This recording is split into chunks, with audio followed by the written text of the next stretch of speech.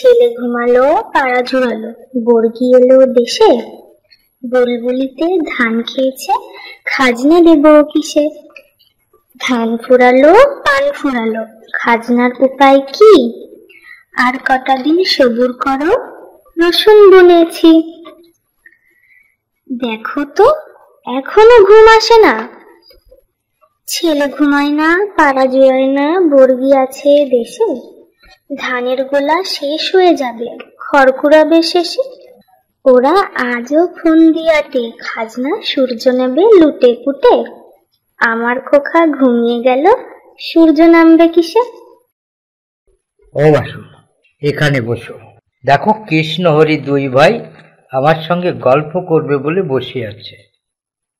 হ্যাঁ, কি তুমিও গল্প করতে চাও? ও আচ্ছা আচ্ছা, তা করো। হ্যাঁ, আবার কি, এখন আমি তোমার হয়ে কথা বলে দেব? হরি বড় হলে তোমার কথা সে বলবে। ও দাদা, তুমি কার সাথে কথা বলছো? এই বাসুর সাথে? আমি একটু কথা বলবো? আমার সাথে একটু কথা বলতে বলো। বাসু যখন এখানে থাকে, মাও কথা বলে। আমি পুজো দেওয়া, ভোগ সাজানো সবকিছু করব। দাদা ঠাকুর, বলো আমি কবে থেকে কথা বলতে পারবো?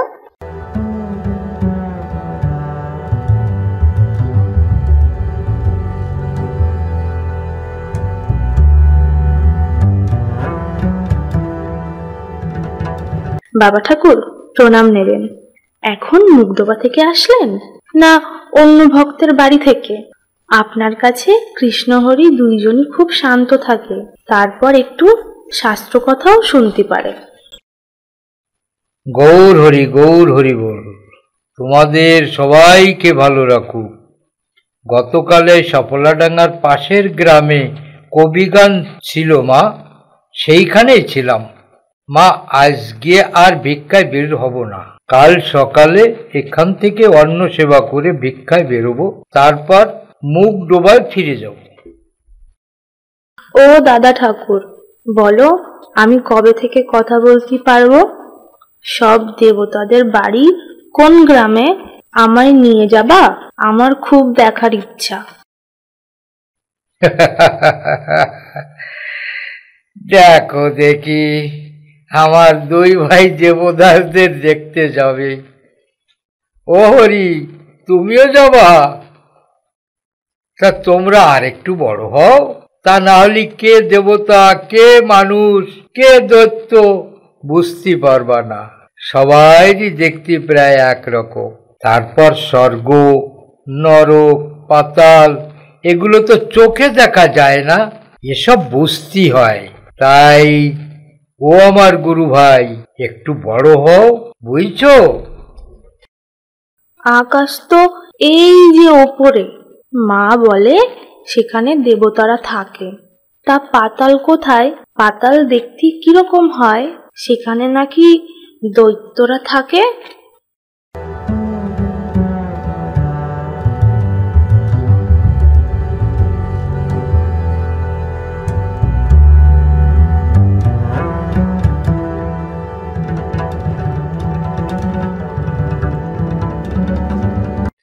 পাতাল মাটির নিচে অন্ধকার জায়গা, গর্তর মধ্য দিয়ে যেতে হয়। যখন দেবতাদের ভয়ে দৈত্যরা পালায়, তখন গর্তর মধ্যে দিয়ে দৌড়ে পালায়।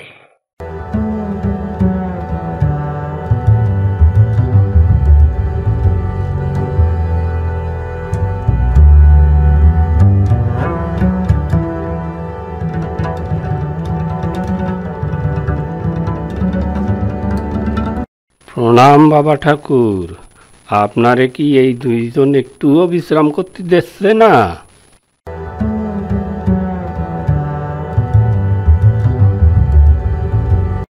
না যশোমন্ত, এরা কত কিছু জানতে চাচ্ছে।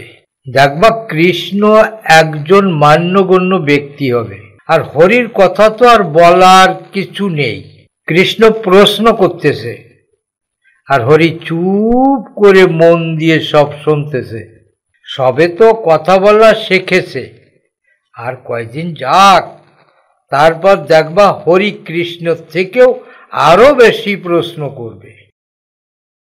বৈষ্ণব ঠাকুর, আপনি এদের নিয়ে গল্প করেন, আমি স্নান করে আসি, তারপরে সবাই মিলে একসাথে সেবা করতে যাবানি।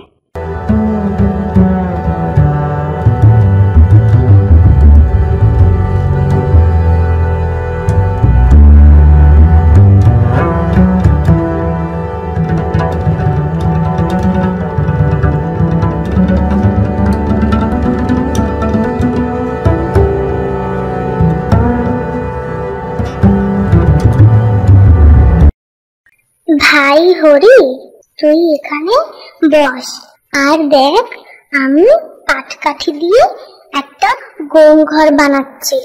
এখানে আমার দুটো গরু থাকবে, আর তুই তো ছোট, তাই তোর দুটো বাছুর থাকবে।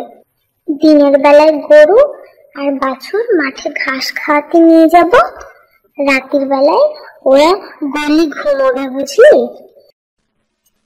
দাদা, তোর গরু দুটো কি আমার বাছুরের মা আর বাবা? বাছুর তো ছোট, কার কাছে ঘুমাবে? আমার একটা বাছুর ওর বাবার কাছে ঘুমাবে, আর একটা বাছুর ওর মার কাছে ঘুমাবে। আমার বড় বাছুরের নাম লালি, আর ছোট বাছুরের নাম কমলি হবে। কমলি ওর মার কাছে ঘুমাবে। তাই হবে, তুই এখানে চুপ করে বসে থাকবি, আমি পাটকাঠি নিয়ে আনতেছি। কোথাও যাবি না, গেলে কিন্তু বাঘে ঘরে নিয়ে যাবে।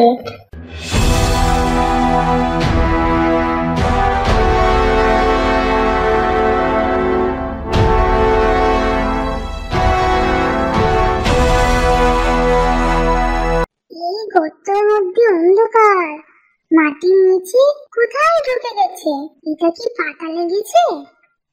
হ্যাঁ, তাহলে এখান দিয়ে ঢুকলে দৈত্যের দেখা পাওয়া যাবে।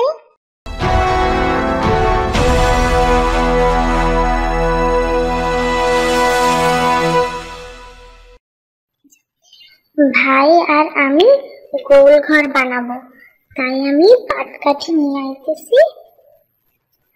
ও ভাই, ওটা কি করতেছিস? এ কি হরি ইন্দুরির মাটির পরে বসে কি করতেছে? দেহ কাণ্ড, সারা গায়ে মাটি মাহা। ও হরি, তুমি গায়ে মাটি মাহিছ কেন? গায়ে কিভাবে মাটি লাগাইছে দেখছো? চলো স্নান করতে হবে। ও কৃষ্ণ, কৃষ্ণ বাবা তুমিও চলো, এখন গোল বানাতে হবে না, এখন আমরা স্নান করে সেবা করবো, চলো।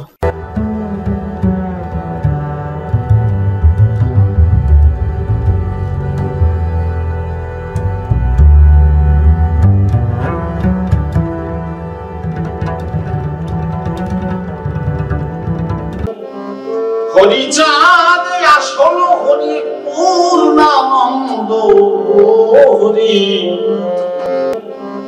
হরিচাঁদ আসল হরি পূর্ণানন্দ হরি।